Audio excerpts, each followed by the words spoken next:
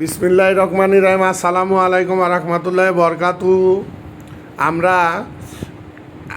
এখন হুন্ডা নিয়ে আমাদের পাবনা পাকশে রূপপুর পারমাণবিক বিদ্যুৎ কেন্দ্র পাশে লালন সেতু পাশে হাডিং ব্রিজ আমি টোল প্লাজার টাকা পরিশোধ করে এই যে লালন সেতুর উপর দিয়ে হাডিং ব্রিজের দৃশ্যগুলো দেখছে। এখন বর্তমান পাবনার 1 নম্বর বিনোদন স্থান হয়েছে পাকশে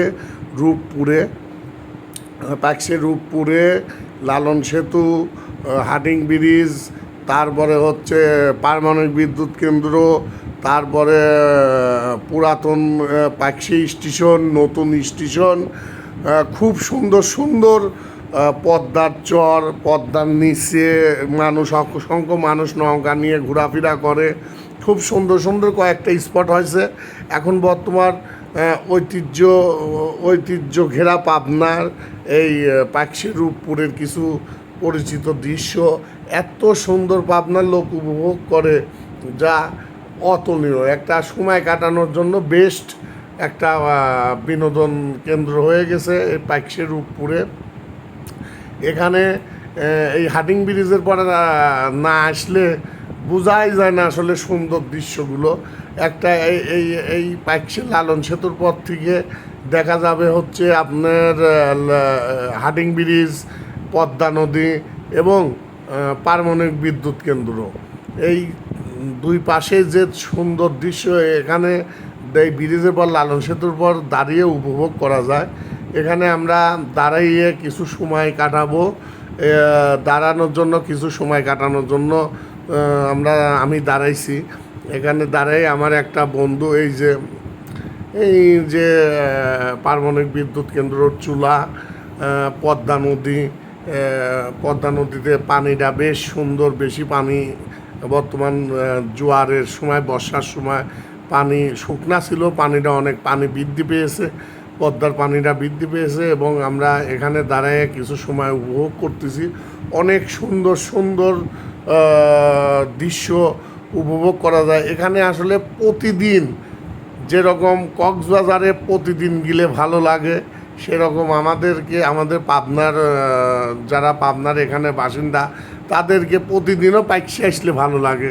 এই যে আমরা এখানে কিছু সময় দাঁড়িয়ে কিছু আমাদের বন্ধুদের সাথে কিছু আড্ডা মাস্তি সময় কাটাচ্ছি, হাসাহাসি করতেছি আমরা এখানে। আসলে পাকশি ব্রিজের পর না আসলে আমাদের ভালোই লাগে না। এখানে এসে খুব সুন্দর সময় কাটানোর, পাশে আবার রিসোর্ট আছে, তারপরে সুন্দর সুন্দর মাঠ আছে, বাগান। আসলেও খুবই ভালো লাগে আমাদের এই পাকশি আসলে পরে। পাকশির পুরাতন রেল স্টেশনের উপর থেকে পাকশির যেটা হাডিং স্টেশন, সেই স্টেশনের পর থেকে দাঁড়িয়ে কিন্তু পারমাণবিক বিদ্যুৎ কেন্দ্রের অনেক কিছু দেখা যায়। মানে চুলা এবং ভিতরের বেশ কিছু, যেহেতু উঁচা তো উঁচা, ওই হাডিং ব্রিজ উঁচা স্টেশন, হাডিং স্টেশনটা উঁচার পর হাডিং ব্রিজের উপরের থেকে মানে সুন্দর দেখা যায় এই পারমাণবিক বিদ্যুৎ কেন্দ্র। আমরা আবার রওনা হয়ে এই যে এক পাশে হাডিং ব্রিজ, মধ্যে লালন সেতু, তার পাশেই পারমাণবিক বিদ্যুৎ কেন্দ্র। এত সুন্দর দৃশ্য, আর নিচে অসংখ্য দর্শনার্থী এখানে ভিড় জমায়। এই যে পদ্মা নদীর তীরে এখানে নৌকা নিয়ে ভ্রমণ করে সবাই। হাডিং ব্রিজের নিচ দিয়ে, লালন সেতুর নিচ দিয়ে পারমাণবিক বিদ্যুৎ কেন্দ্র পর্যন্ত চলে যায়। ওখানে দেখার জন্য অনেক সুন্দর সুন্দর কিছু দেখে, বেড়ায় ঘোরে নদী পথে। এখানে স্পিডবোট আছে, ট্রলার আছে, হাত বইটা নৌকা আছে, যার যে যতটুকু সৎসাহস নিয়ে বেড়ায়। আবার এক পাশ দিয়ে আমরা রওনা হলাম। এইবার দেখাবো রূপপুর পারমাণবিক বিদ্যুৎ কেন্দ্রের দৃশ্যগুলা। এই পাশে আমার যে ডান পাশে দেখছেন, এটাগুলো সব পারমাণবিক বিদ্যুৎ কেন্দ্র। হয়তোবা আমরা আর এই ব্রিজের পর 2-4 বছরের মধ্যে উঠতে পারবো কিনা আসলেও আমাদের সন্দেহ রয়ে গেছে, যেহেতু পাশে পারমাণবিক বিদ্যুৎ কেন্দ্র, এই ব্রিজটা সক্রিয় থাকবে কি না এটা আমাদের মধ্যে নানান কৌতূহল।